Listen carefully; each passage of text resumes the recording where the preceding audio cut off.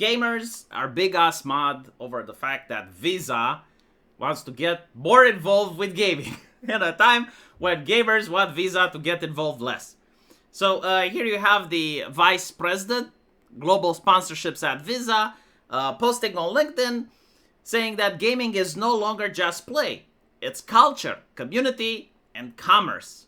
Gen Z and Gen Alpha spend more time gaming than on any other media. At Visa, our mission is to uplift everyone, everywhere, by being the best way to pay and be paid. Now we're bringing that purpose into the gaming ecosystem.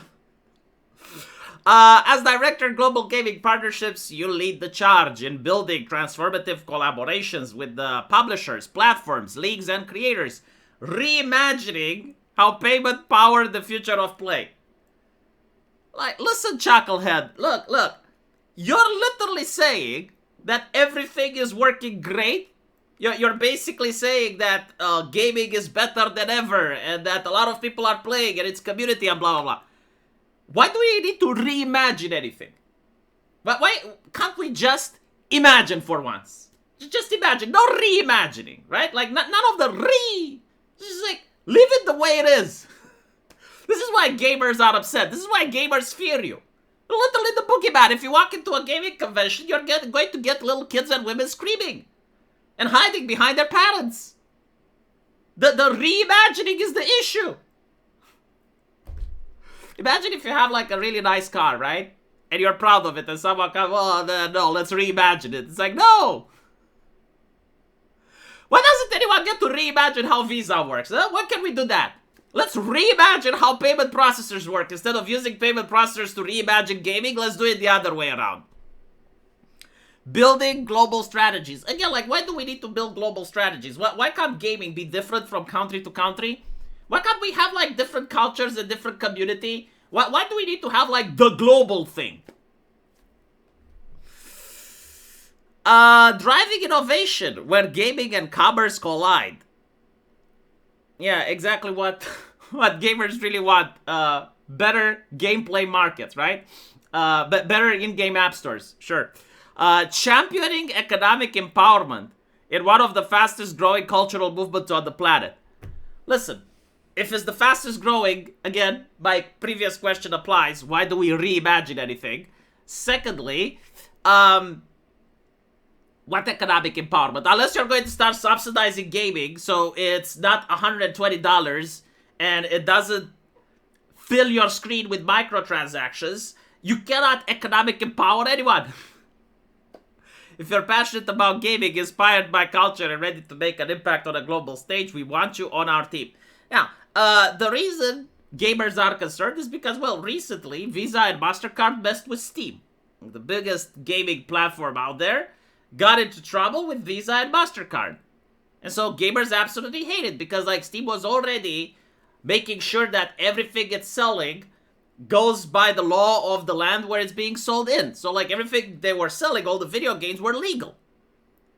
And then you have payment processors coming in and citing Visa and MasterCard's terms of service and saying, like, no, you gotta get rid of these games. So gamers are upset. It's like, well, hold on a little bit. Like, we weren't consulted, and this is absolutely ridiculous. It's pixels on the screen. Like, what? Like, you're going to get rid of GTA next? Especially the same group that did try to get rid of GTA next, now is coming after different types of games. So, like, gamers have a reason to be concerned. And gamers did put pressure on Visa and MasterCard. And now, as a response, like, a couple of months after, Visa and MasterCard is coming in and is like, oh, yeah, you know what we can do? We can represent gaming. And they're using all these buzzwords that are used by activists and censors that don't want to represent gaming. They want to control gaming, right? I mean, if you have, by your own admission, the biggest growing industry on the planet and you want to reimagine it, that doesn't make financial sense, right? Like, you're supposed to leave it alone to keep growing. Why reimagine it? Doesn't make sense. So, they got absolutely burned in the comment section to the point where they decided to remove the job application. I think like Madame Savi applied before that. Now, there are two possibilities. Either they removed the job application because they found the person, or they removed the job application because the negative backlash that they were getting. I don't think, though, that the negative backlash is the issue. I think they just found the guy. I think they hired someone. Now, another reason why people are concerned about this, and I definitely understand where they're coming from, is that you gotta think it from this point of view, right? Why does Visa need advertisement? I mean, it's just two credit card companies, right? Like the main problem is that people can't get away from them. Like, if you want to start doing online transactions while completely avoiding Visa or MasterCard, it's almost impossible. Like, they control, I think it's like 80% of the entire e-commerce that goes online. So why would they need to advertise? Like, they already have a duopoly. And the reason that they want to advertise is for the same reason that Pfizer advertised during the pandemic. Again, it wouldn't make sense. Like, why did Pfizer advertise for news channels during the pandemic? Like, even if you wanted to buy the vaccine, you couldn't, because the government already used your taxpayer money and bought it for you. So the government was now basically giving it to you for free, right? So, like, why would Pfizer have to advertise on the news networks? And, well, the reason is that it's not explicitly stated, but it's implied that certain news segments that don't benefit Pfizer should be ignored, right? Like, imagine that you have a YouTube channel or a Twitch account and you have a sponsor. Chances are you're not going to talk shit about the sponsor because you realize, well, no person is willing to pay you money if you're going to shit talk them, right? Like, let's flip the table. Let's say that you don't have the Twitch channel, but you are the sponsor. And you're finding a guy on Twitch and you're like, look, I'll pay you money so you advertise me. If the guy starts talking shit about you, like, once you find a different Twitch streamer, yes, right? So this is why, like, Pfizer was sponsoring the news. To make sure that the news stays in line. It's implied, it's not explicit. And it's the same thing with Visa, or so many people assume. It's like, well, the reason they want to advertise on gaming is because they want to influence the gaming culture. And when I look at this chucklehead, that Mr. Alfie Broody, it doesn't strike me as a gamer. Like, if I launch Call of Duty now, I don't think I'm going to encounter Mr. Alfie Broody in the chat. And so if he's not a gamer, and the only thing that he knows about gaming culture is that it's making money, why would gamers want him there? Like, he didn't contribute to the growth of the industry, he didn't contribute to the creation of the culture, he didn't contribute to anything, and now the only reason that he is there is because there's money. And already the gaming industry in the West is not growing. It's actually in decline. Studios are shutting down. People are going out of the business, specifically because the salespeople have been placed in positions of power. And there are a lot of individuals, like Steve Jobs, for instance, which when he was alive, he did point this out. Like, this is the death of most companies. A company starts by innovating. It starts by usually being a fan of their own product, like they're creating something that they themselves would want to use, and then they find customers, and then they start growing, and then they start expanding, and they're still in touch with the customer until the salesperson comes.